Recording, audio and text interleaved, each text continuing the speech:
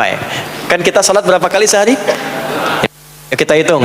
Satu, subuh. Kedua, zuhur. Ketiga, keempat, yang kelima, isya. Berapa jumlah rakaatnya? 17. Baik ya. Itu nomor telepon untuk koneksinya. Koneksi kita dengan Allah nomornya catat ya. 24434. Ya, kalau ditanya berapa nomor koneksi dengan Allah? 24434. Subuh 2, zuhur 4, asar 4, maghrib 3, isya 4. 5 waktu kan? Baik. Di 5 waktu ini kita dijaga, diinginkan menjadi hamba yang baik, bahagia, nggak lekat dengan masalah, tuntas semua. Saking sayangnya Allah sama kita. Kalau nggak sayang nggak disuruh sholat. Itulah sebabnya ketika diperintahkan menunaikan waktu sholat, diberikanlah gambaran waktunya. Tapi yang jadi persoalan kita sekarang yang akan dibahas, di antara sekian waktu itu ada waktu-waktu yang spesial. Ada waktu-waktu yang spesial. Dari mulai subuh ke isya itu ada yang dispesialkan oleh Allah karena ada bonus berlipat di dalamnya. Waktu apakah itu? Mari kita bacakan dulu mulai dengan Quran surah kedua ayat 238. Paling kanan sebelah atas di mushaf standar. A'udzubillahi minasyaitonirrajim. Bismillahirrahmanirrahim. Mohon izin saya agak lambatkan sedikit ritmenya karena ini inti yang mau kita bahas. Hafizu 'alas salawati was salatil wusta wa qumu lillahi qanitin. Hafizu. Kalau Bapak Ibu lihat mushaf terjemah, diterjemahkannya dengan jagalah. Jagalah itu ihfadhu, hafidha yahfadh. Tapi kalau ada alif setelah ha, hafidhu, itu berarti fi'il madhinya, past tense-nya, akar kata kerjanya hafadha, yuhafidhu. Alifnya mufa'alah, bermakna saling. Jadi mengartikannya begini, hafidhu 'alas salawati. Hei, hendaklah kalian saling menjaga waktu sholat. Kalau saling itu sendirian atau banyakan? Banyakan. Jadi kalau bapak di rumah ada 5 orang, bapak, ibu, dan 3 orang anak, maka jangan soleh sendirian, Pak. Ingatkan anaknya, ingatkan istrinya. Istri bangun duluan, ingatkan suaminya. Makanya waktu sholat itu, maaf, jangan cuma disandarkan pada azan yang kita dengar di masjid, harus hafal. Bahkan nanti gini, di Quran surah keempat ayat 103 itu, di ujung ayatnya itu ada penanda ciri standar orang beriman. Maaf, kita tanya dulu nih, kita beriman tidak hari ini? Halo, beriman? Hati-hati ya, karena kata Nabi ada yang subuh beriman, sorenya sudah kufur tuh. Ya, yusbihu mu'mina wa yumsi kafira. Hati-hati ya. Yuk, apa ciri orang beriman tuh? Iman itu konfirmasinya bisa didapatkan satu melalui suara adzan. Adzan itu sama dengan penanda waktu sholat. Tahu dari mana iman itu bisa dicek dengan suara adzan? Quran surah ke-8 Al-Anfal di ayat yang kedua. Innamal mu'minuna alladzina idza dzukirallahu wajilat qulubuhum. Sungguh insan beriman itu ciri standarnya bisa dilihat. Kalau disebutkan nama Allah, ada konfirmasi iman dalam hatinya. Jadi iman itu letaknya di kolbu. Nanti konfirmasinya lewat suara adzan, dipanggil, disebutkan nama Allah. Makanya disebutkan nama Allah 5 kali dalam sehari untuk mengecek iman ada nggak dari subuh sampai isya. Ya, Allahu Akbar, Allahu Akbar. Ada getaran di hati kita, sudah adzan. Nah, itulah iman. Itulah iman. Makanya orang yang punya iman dengan yang belum punya iman akan beda getarannya. Ini hanya dimiliki oleh orang yang punya iman saja. Yang belum punya iman nggak bisa, nggak punya itu. Allahu Akbar, Allahu Akbar. Surah apaan nih? Toanya kencang banget, ya. Tapi kalau orang beriman, Allahu Akbar, Allahu Akbar, ya Allah sudah adzan. Itu konfirmasi itu. Nah, nanti semakin tinggi imannya, bahkan ada yang orang sudah menunggu sebelum tiba waktunya. Tadi subuh jam 4:13 di sini. Ada yang nunggu dari jam 3. Padahal belum dipanggil. Ya. Masya Allah. Di Bekasi 4:09. Allahu Akbar, Allahu Akbar. Azan, ingat dia. Nah, itu ciri beriman. Cuman imannya standar. Jadi bukan iman yang kuat, standar. Kuat belum, lemah tidak. Allahu Akbar, Allahu Akbar. Jam 4 lewat 9, jam 3 sudah bangun. Nunggu itu iman yang kuat.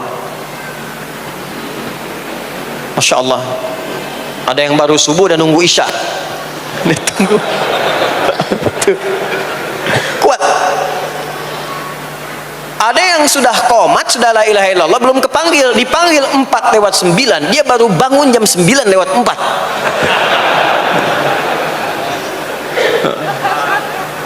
Tuh. Nah, ini iman lemah di bawah. Ciri standar, karena dipanggil ingat, maka ciri standar orang beriman itu tahu waktu sholat. Harus tahu Pak, Bu, itu standarnya. Itu ada di Quran surah keempat di akhir ayat 103. Inna salata kanat 'alal mu'minina kitaban mawquta.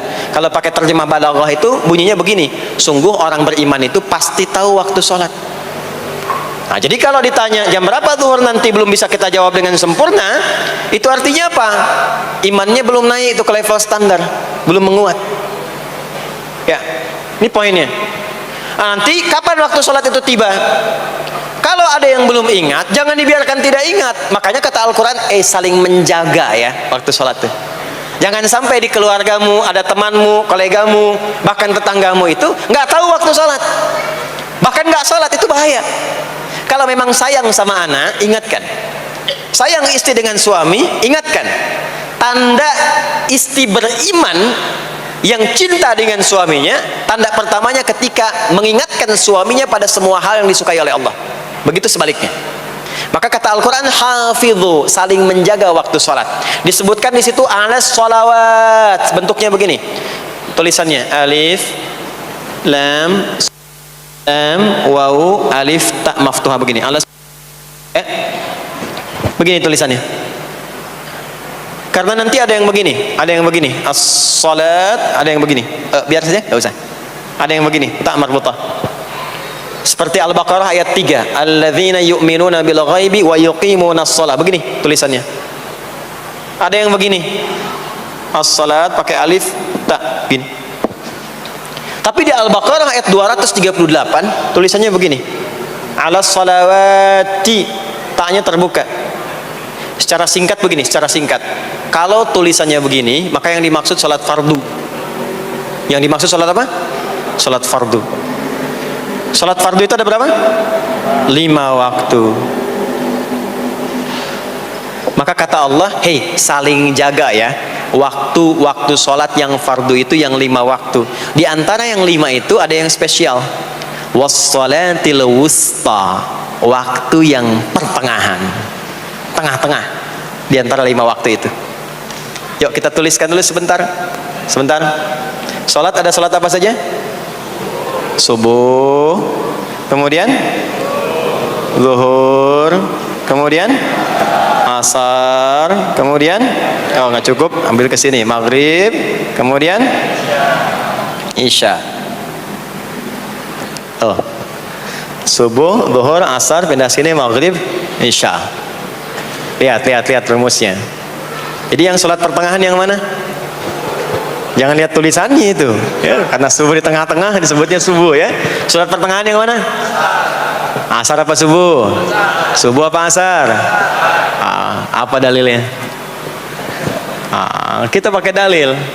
Nah, sholat pertengahan itu disebutkan oleh Nabi itu ada 2. Ada subuh dan asar. Qala Rasulullah sallallahu alaihi wasallam yata'aqabuna fiikum malaikatul laili wa malaikatun nahari fi salatil asri wa fi salatil fajri. Berebut semua malaikat yang bertugas di siang dan malam, berebut membersamai kita. Kalau berebut itu artinya kalau ada yang berdoa diaminkan, kalau ada yang mohon ampun diistighfarkan oleh malaikat. Jadi malaikatnya minta kepada Allah, ya Allah ampuni si fulan, ya Allah ampuni si fulan, ya Allah si fulan, dan seterusnya sampai selesai. Itu khusus di salat asar dan salat subuh.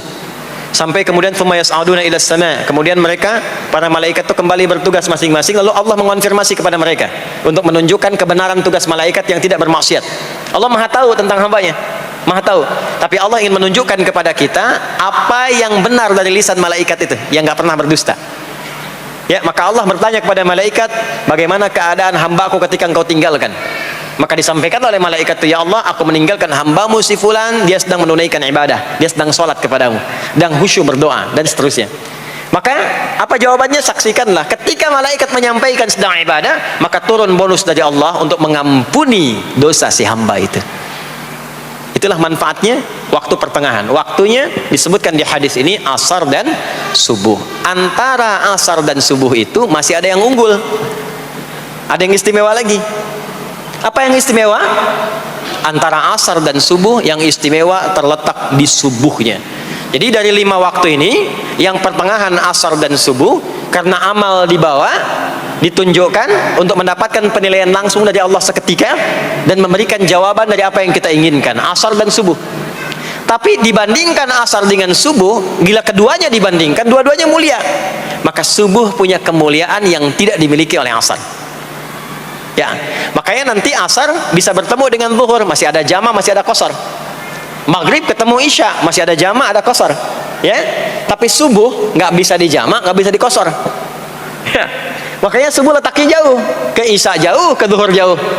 Ya, saya mau jamaah, ya jama antara isya dengan subuh biar nanti bangunnya sekalian gitu, nggak bisa. Ya, Maghrib masih bisa di jama dengan isya, isya di qasar, dari 4 jadi 2. Maghrib gak bisa dikosor karena 3 gak mungkin jadi 1,5. Ya, zuhur udah 2, masa mau dikurangin lagi? Subuh udah 2, gak mungkin dikurangi lagi. Maka dari itu subuh menyendiri sendiri. Nah, ada apa kemuliaan di subuh itu? Maka turunlah Quran surah ke-17 ayat 78 yang tadi saya bacakan di awal. Aqimis salata liduluki syamsi ila ghasaqil lail. Sampai sini zuhur sampai isya. Dulu kisyamsi tergelincir matahari itu zuhur, sampai ghasaqil lail tiba malam itu isya.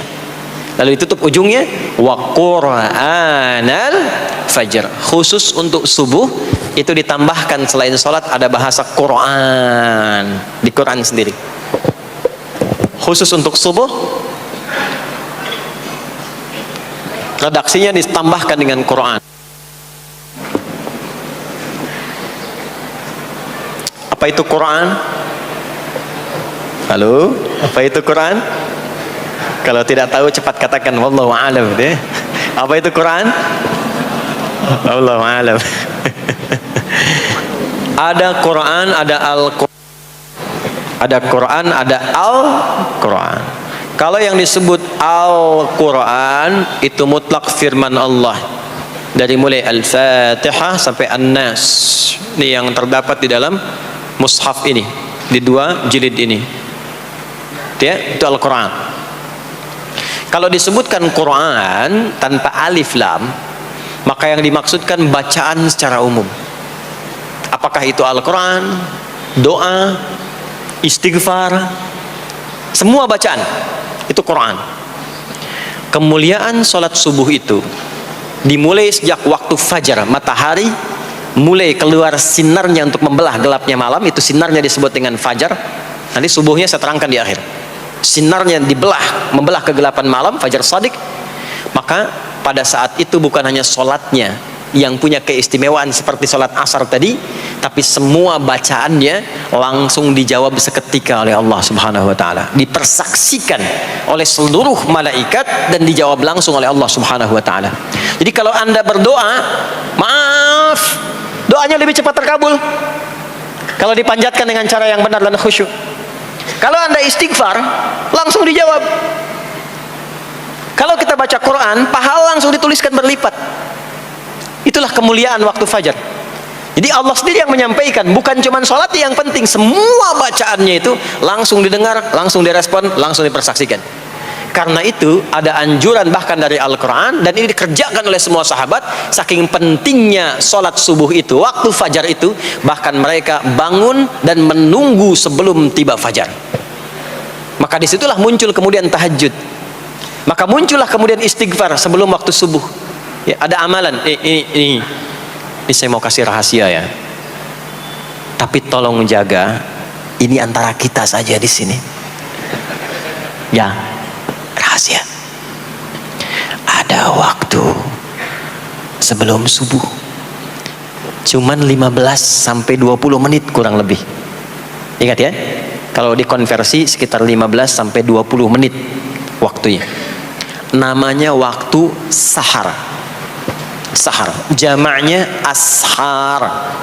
Jamak itu karena setiap hari oleh Allah dikasih itu. Sahar, jamaknya ashar. Rahasianya di mana? Bapak Ibu, ini waktu yang paling cepat untuk terkabulnya doa. Anda mau minta apa saja, hadisnya qudsi. Ibadi, kata Allah, hambaku, siapapun yang bermohon sekarang aku kabulkan, yang minta aku berikan. Wa man istaghfara li ghafartu lah. Siapa yang minta ampunan, istighfar, aku ampuni dia sekarang juga. Baik. Bapak Ibu, begini saya tanya nih, kalau ditawarkan minta apa saja diberi, ya, terus minta ampun juga diampuni, pilih mana? Minta apa saja diberi, mau minta apa saja, atau mau minta ampunan istighfar, pilih mana? Jujur aja, kalau ada proyek nilainya 100 miliar, ya, ada utang 1 miliar belum ditutup, terus belum minta apa saja diberikan, pilih mana? Minta 100 miliar potensi dikabulkan, atau minta diampuni dosa, pilih mana? Pilih salah satu, nggak usah dua-duanya. Oh, ada tawaran dikasih 100 miliar atau diampuni dosa, pilih mana? Ampuni dosa. Pelan banget ya. Kata ibu kalau bisa dua-duanya gitu. Coba, kalau ada rumus begini, Anda disuruh memilih apakah dunia dan seisinya atau memilih ampunan Allah, maka pilih ampunan Allah. Karena nanti ada rahasia yang kedua. Banyak rahasia ini. Ada rahasia istighfar. Istighfar itu kalau sudah menyatu dengan jiwa kita, sudah terbiasa, maksudnya biasa istighfar, dan jadi karakter, jadi kebiasaan.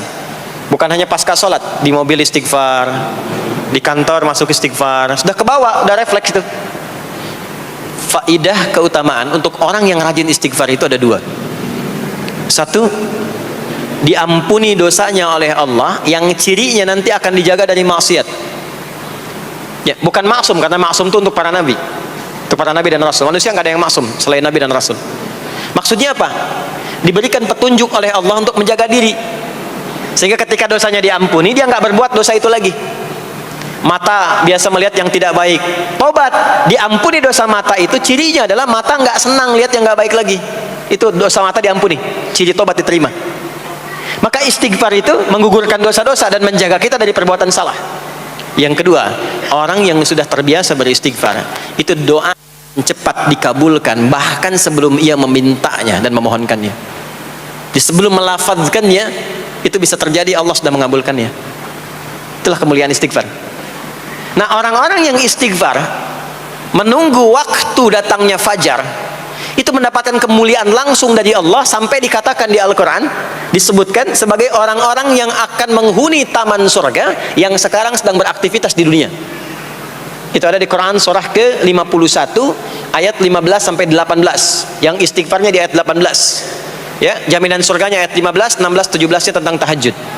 Innal muttaqina fi jannatin wa 'uyun akhidhina ma atahum rabbuhum innahum kanu qabla dhalika muhsinin. 17-nya kanu qalilan minal laili ma yahja'un, bahkan nunggu waktu sahar, nunggu subuh, tahajud dulu.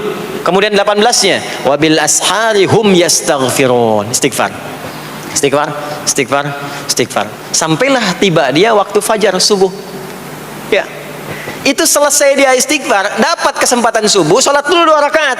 Itu saking tingginya waktu itu, nilainya kata Nabi melebihi dunia dan seisinya. Melebihi dunia dan seisinya. Masya Allah. Makanya muncul kemudian sabda Nabi, raka'atul fajri khairum minad dunya wa ma fiha. 2 rakaat subuh ini daripada dunia dan seisinya. Itu asalnya di sini. Nah, jadi memang subuh itu mesti diperjuangkan. Dan subuh itu generatornya. Kalau subuh sudah bisa konsisten, yang lainnya ikut. Subuh tuh kalau sudah konsisten, subuh ke masjid jamaah subuh jamaah, bangun tahajud, istiqamah, istighfar, itu kalau subuhnya sudah bagus, yang lainnya ikut. Ya, makanya ada kaum yang sekarang sangat khawatir jumlah orang Islam kalau sholat subuh itu seperti sholat Jumat, sangat takut itu.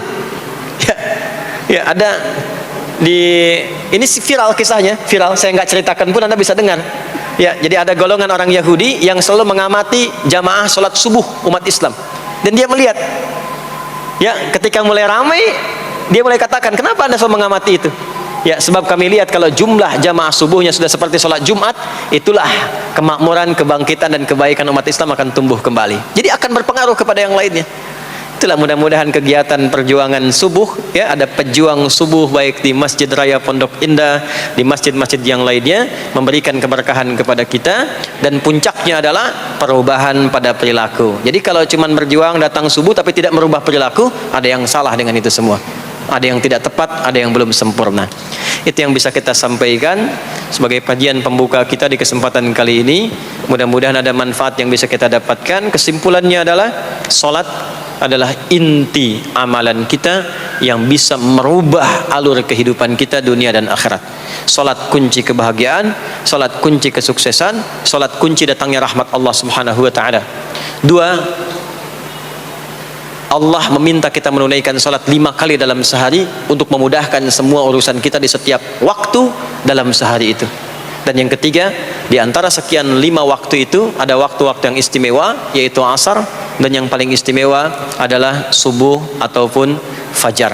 Mudah-mudahan kita bisa konsisten menunaikan dan menjaga waktu salat itu sampai kita pulang kepada Allah dalam keadaan husnul khatimah. Sementara itu yang disampaikan. Baik, mudah-mudahan ada keberkahan dari apa yang telah disampaikan. Pasti apa yang saya sampaikan pasti ada salah, pasti ada yang kurang tepat, pasti ada yang keliru disampaikan. Mohon diingatkan supaya saya koreksi. Tinggalkan yang salahnya, ambil yang benar, yang baik, yang kira-kira bisa diamalkan. Jauhi hal-hal yang bisa menjauhkan kita dari Allah, dan semoga kita semua diwafatkan dalam keadaan husnul khatimah insyaallah.